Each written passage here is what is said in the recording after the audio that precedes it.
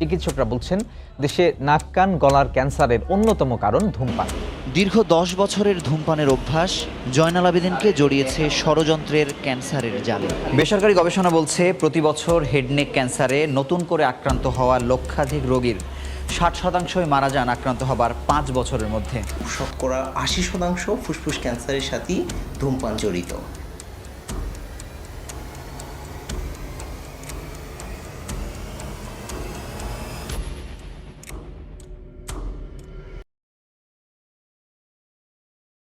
একটা সিগারেট শুধু একটা কাগজে মোড়ানো তামাক না, এটা এমন এক অস্ত্র যেটা মানুষ নিজের হাতেই নিজের বুকে ঠেকায়। সবচেয়ে ভয়ঙ্কর ব্যাপার কি জানেন? এটার জন্য কাউকে জোর করতে হয় না। মানুষ নিজেই টাকা দিয়ে কিনে, নিজেই আগুন লাগায় আর ধীরে ধীরে নিজের ফুসফুস পুড়িয়ে ফেলে। আজ পৃথিবীতে যত মানুষ যুদ্ধ করে মারা যায়, তার চেয়েও বেশি মানুষ মারা যায় এই ছোট্ট সাদা কাঠির কারণে। কিন্তু প্রশ্ন হলো, এই বিষ প্রথম কোথা থেকে এলো? কে শুরু করেছিল এই ধ্বংসের ব্যবসা? কিভাবে সিগারেট পুরো পৃথিবীকে আসক্ত বানালো? আর বাংলাদেশে কিভাবে ঢুকে একটা প্রজন্মকে ধোঁয়ার মধ্যে ডুবিয়ে দিল? আজকের ভিডিও শুধু ইতিহাস না, আজকের ভিডিও একটা প্রতিবাদ, একটা সতর্কবার্তা, একটা বাস্তবতা, যেটা আমরা প্রতিদিন দেখছি কিন্তু দেখেও না দেখার ভান ধরছি। সিগারেটের ইতিহাস আজকের না, শত শত বছর আগে। ধারণা করা হয় প্রথম তামাক ব্যবহার শুরু হয় আমেরিকার আদিবাসীদের মাধ্যমে। তারা ধর্মীয় আচার, চিকিৎসা এবং নেশার জন্য তামাক ব্যবহার করত। কিন্তু তখনও এটা আজকের মতো ভয়ঙ্কর ব্যবসা হয়ে ওঠেনি। এরপর আসে ইউরোপিয়ান উপনিবেশবাদীরা। তারা আমেরিকা গিয়ে তামাক দেখে আর বুঝে যায় এটার মধ্যে টাকা আছে, অনেক টাকা। 16 শতকের পর তামাক ইউরোপে ছড়িয়ে পড়ে। ধীরে ধীরে এটা হয়ে ওঠে অভিজাতদের ফ্যাশন। মানুষ ভাবতে শুরু করে ধূমপান মানেই স্টাইল, ধূমপান মানেই ক্ষমতা, ধূমপান মানেই আধুনিকতা। আর এখান থেকেই শুরু হয় সবচেয়ে বড় প্রতারণা।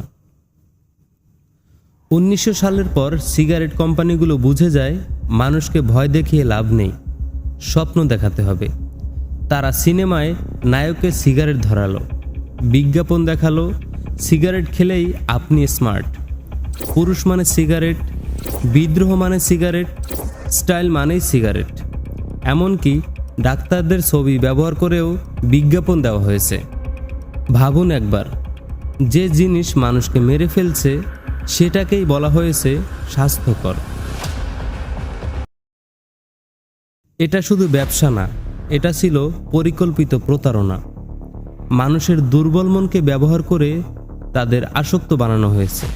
বাংলাদেশে তামাক আসে ব্রিটিশ উপনিবেশ আমলে। তখন ভারতবর্ষে ব্রিটিশরা বিভিন্ন বাণিজ্যিক ফসল চাষ শুরু করে। তামাকও ছিল তার মধ্যে অন্যতম। ধীরে ধীরে শহর থেকে গ্রাম সব জায়গায় ছড়িয়ে পড়ে বিড়ি আর সিগারেট। একসময় গ্রামের চায়ের দোকানে বিড়ি ছিল বড়দের জিনিস। তারপর সিনেমা এলো, নায়কদের হাতে সিগারেট দেখা গেল। মানুষ ভাবল ধূমপান করলে মানুষকে বড় মনে হয়। তারপর বন্ধুদের চাপ, স্ট্যাটাস দেখানো, কুল হওয়ার চেষ্টা। এভাবেই একটা পুরো সমাজ আস্তে আস্তে আসক্ত হয়ে গেল। প্রথম সিগারেট কেউ নেশার জন্য খায় না, কেউ খায় বন্ধুত্বের চাপে, কেউ খায় দুঃখে, কেউ খায় কৌতূহল থেকে। নিকোটিন এমন এক ফাঁদ যেটা মস্তিষ্ককে ধীরে ধীরে বন্দি করে ফেলে। আপনি ভাবেন আমি চাইলে ছাড়তে পারবো, কিন্তু আসক্তি তখন আপনার সিদ্ধান্ত নেওয়ার ক্ষমতাই বদলে দেয়। একটা সিগারেট শরীরে ঢোকার কয়েক সেকেন্ডের মধ্যেই নিকোটিন মস্তিষ্কে পৌঁছে যায়। তারপর শুরু হয় আসল খেলা।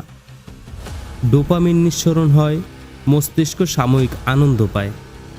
কিন্তু এই আনন্দই আসলে একটা ফাঁদ।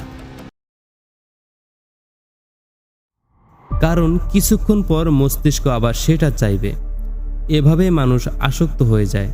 আর অন্যদিকে ফুসফুস কালো হতে থাকে, রক্তনালী সংকুচিত হয়, হার্ট দুর্বল হতে থাকে, যার কারণে শুরু হয় ক্যান্সার, স্ট্রোক, হার্ট অ্যাটাক সব কিছু ধীরে ধীরে কাছে আসে।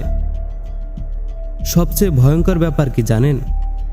মানুষ বুঝতেই পারে না সে প্রতিদিন একটু একটু করে মারা যাচ্ছে। একজন ধূমপায়ী শুধু নিজেকে ধ্বংস করে না, তার পরিবারের মানুষও ক্ষতিগ্রস্ত হয়। একটা ছোট বাচ্চা যে কখনো সিগারেট ধরেনি, সেও তার বাবার ধোয়া নিঃশ্বাসের সাথে নেয়।